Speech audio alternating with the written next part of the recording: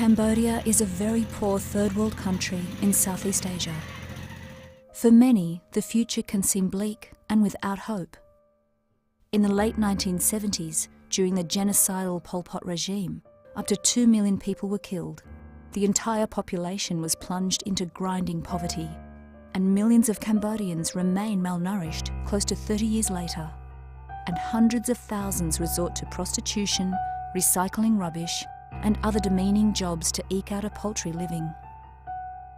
AIDS is rampant in Cambodia. Tens of thousands of AIDS orphans have been left to fend for themselves in a country with no welfare net for the disadvantaged. One place in the world that discriminates positively in favour of HIV children is the Hope for Cambodian Children's Foundation in Cambodia. Most orphanages in Cambodia test the kids for HIV. If the kids are found to be positive, they put the kids back on the street, where they are regularly subjected to threats from drug dealers and sex workers. We take the whole family, whether positive or not, and our aim is to keep the siblings together. The work done by the Hope for Cambodian Children Foundation and our Cambodian staff has created a wonderful centre that has given over 100 children a new family and a chance to form their own future. They call each other brother and sister. This little boy was brought to us when his mother died in childbirth. His father walked 3 days from the Thai border and carried him in a plastic bag. He was 4 weeks premature. The local hospital told us he would die as they had no ICU, but with constant love and care from his house mother, he's thriving. We called him lucky. When the father heard he had survived, he returned with his 4 daughters for us to care for. We have many such stories. Hope for Cambodian Children has a small medical clinic on site with a full-time nurse specialising in HIV. All our kids have a house mother and eat their meals together in a family group on the veranda of their bungalow. They attend local school by bike. Thursday they attend the local French circus school. And they can choose lessons in dance,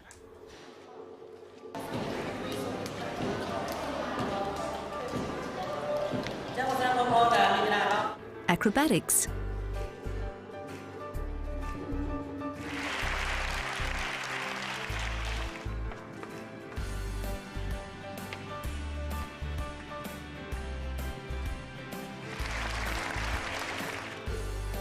drama, or to learn a musical instrument.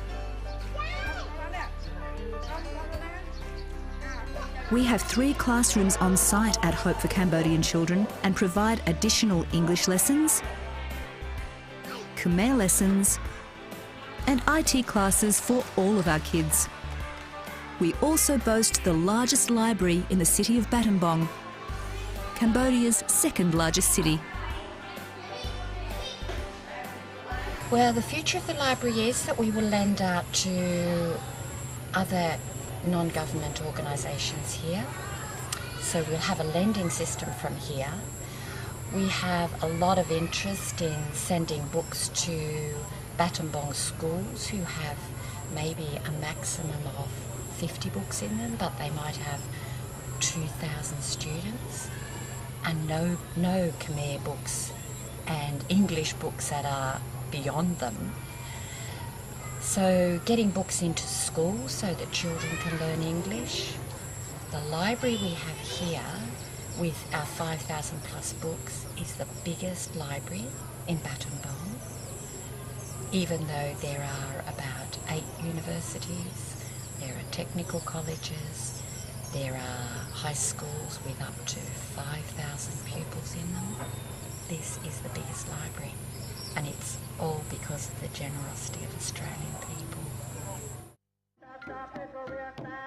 Even though Hope for Cambodian Children is non-religious, we observe the Buddhist calendar, as many of the kids are from a Buddhist background, and it helps with integration with the local community.